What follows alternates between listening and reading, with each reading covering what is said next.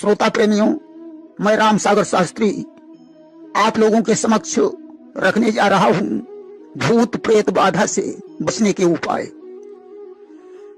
देखिए, प्रेत योनि एक सच्चाई है, परंतु इसके नाम पर ढोंग अधिक है।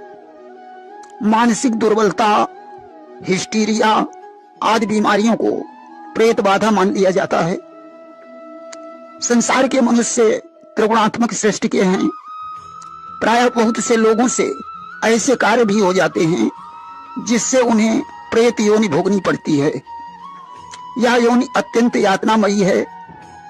इस संसार में मनुष्य योनि, पशु योनि, तिर्यक योनि आदि दृश्य योनियों के अतिरिक्त एक प्रेत योनि भी है। संसार पंचभौत की है, प्रेत भी पंचभौत की है। मनुष्यों में पृथ्वी का अंश अधिक है, इसलिए स्थूल रूप से दिखाई देते हैं, परंतु प्रेत में वायु तत्व अधिक होता है।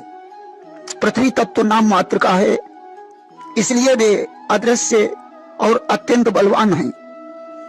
अथर्ववेद में इनके निराकरण के लिए अनेक यंत्र मंत्र उपलब्ध हैं।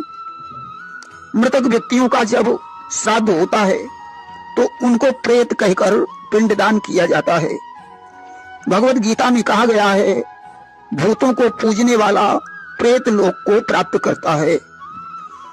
श्रीमद् भागवत में धुंधकारी की कथा भी प्रेत योनि के अस्तित्व को सिद्ध करती है। सती चरित्र में वीरभद्र के साथ प्रेत योनि का उल्लेख मिलता है। इन सभी से प्रमाणित होता है कि प्रेत योनि अवश्य है।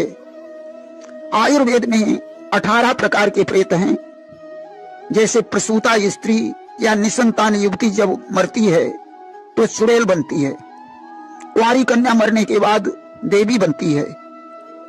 इन सभी की उत्पत्ति अपने जन्मार्जित पापों से, व्यभिचार से, अकाल मृत्यु से, ओझा डायन के मारण प्रयोग से, अंत्येष्टि एवं श्राद्ध विधि पूर्वक न होने से होती है।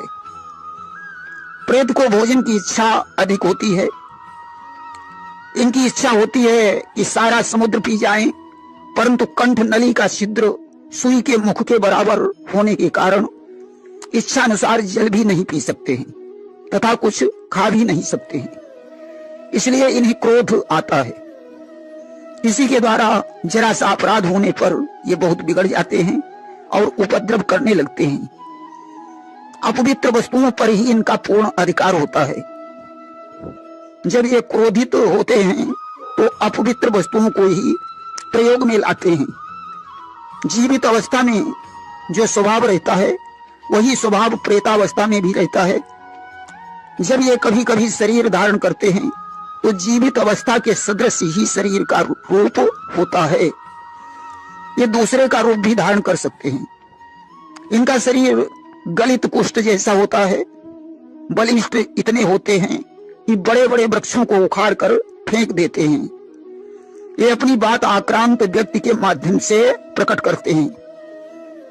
जहां पूजा पाठ, पुराण पाठ, गायत्री जाप, भागवत पारायण हो रहा हो, वहां प्रेत प्रायः नहीं जाते हैं। संध्या बंदन, गायत्री जाप करने वाले व्यक्तियों पर भी आक्रमण नहीं करते हैं। इनका प्रतिकार करने के लिए ओझा लोग होते हैं, परंतु उनमें भी ज्यादातर लोग पाखंडी हैं। प्रेतत्व निवारण के लिए तर्पण, श्राद्ध आदि विधि श्रद्धा पूर्वक करनी चाहिए। इसके लिए मृतक व्यक्ति का पिंडदान तथा श्राद्ध अवश्य करना चाहिए। श्रीमद् भागवत सप्ताह पारायण, विष्णु सहस्त्र नाम का पाठ, गायत्री पुरस्चरण, भगवान नाम कीर्तन, 12 मंत्र का जाप, गया श्राद्ध, तीर्थ श्राद्ध आदि आवश्यक हैं। प्रेतत्व से बचने के लिए सदाचारी, सत्कर्म परायण, शास्त्र विधि को जानने वाला, माता पिता गुरुजनों का पूजक, प्राणी मात्र का हित चाहने वाला, भगवान का भजन करने वाला बनना चाहिए। भक्त कभी प्रेत योनि में नहीं जाता है। ये उन्हीं को कष्ट पहुंचा सकते हैं जो अपवित्र तथा व्यभिचारी हैं। इसका कारण है प्रेत योनि में जीव का अतृप्त वासनाओं से जलते रहना, अशुद्ध स्थान में एकांत के अंधकार में स्त्रियों के नग्न स्नान करने की स्थिति में तालाब आदि के किनारे, पीपल, बट आदि पवित्र वृक्षों के नीचे, शमशान भूमि में, समाधि के पास मलमूत्र का त्याग करने से प्रेतों का आवेश हो सकता है। अतः इनसे बचना चाहिए। बहुत दिनों तक निर्जन पड़े भवन में सहसा नहीं जाना चाहिए।